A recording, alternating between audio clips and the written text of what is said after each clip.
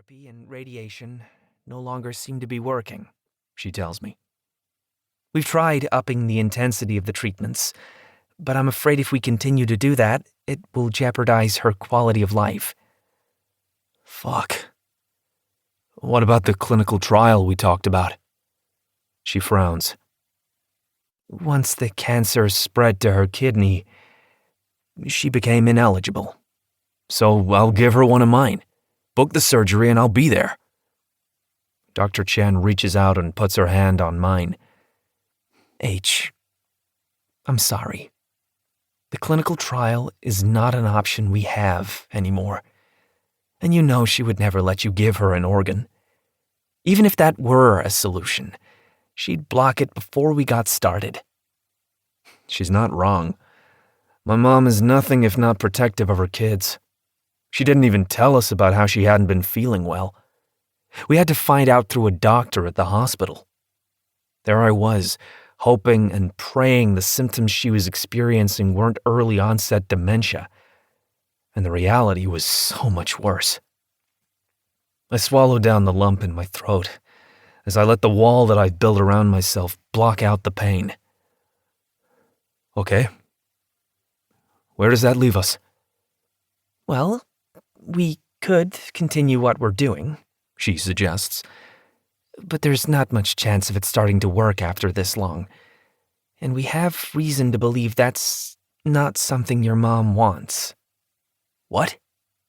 My brows furrow. No. My mom is a fighter. She wouldn't give up like that.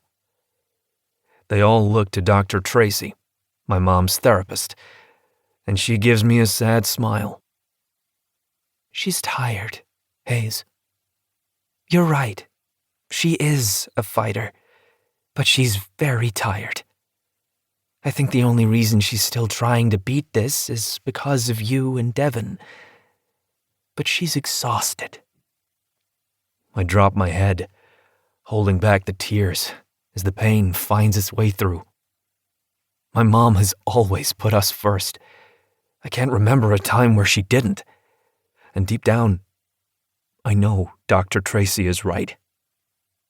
So, what we're getting at here is you all recommend she stop treatment and begin hospice. Am I right? The representative from hospice wouldn't be here otherwise. We've had plenty of meetings since it was first recommended, and she wasn't at any of them. Everyone in the room stays quiet, as if none of them want to be the one to confirm to the man young enough to be their child that his mother is dying. But that's all the confirmation I need. If you don't mind, I begin, standing up. I'd like a chance to talk to my mother before I make any decisions. Absolutely, the director tells me. Take your time. We'll be here when you get back. Mumbling a quiet thank you, I walk out the door and head toward my mother's room. It's small, with bland gray paint on the walls and a TV mounted in front of the bed. The room itself is definitely not worth the $9,000 I pay each month for her to be here, but the care they provide her with is. When this horrible journey started, only 7 months after I woke up to find out my wife was gone, my mother insisted if she reached a point where she couldn't care for herself, she wanted to be put somewhere that could. During her years as a nurse, she had seen too many instances of family members having to endure the emotional hardship of having to take care of their sick loved ones. She knew I would do it. I would take on that burden and care for her, even if it killed me. But she doesn't want that for us. So every day, I stop by and spend time by her side. And then I leave, feeling like I'm abandoning her. And I know the feeling of being abandoned. Let me tell you, it's hell. Hey, Mom. I greet her. She lights up as she sees me, the same way she always does.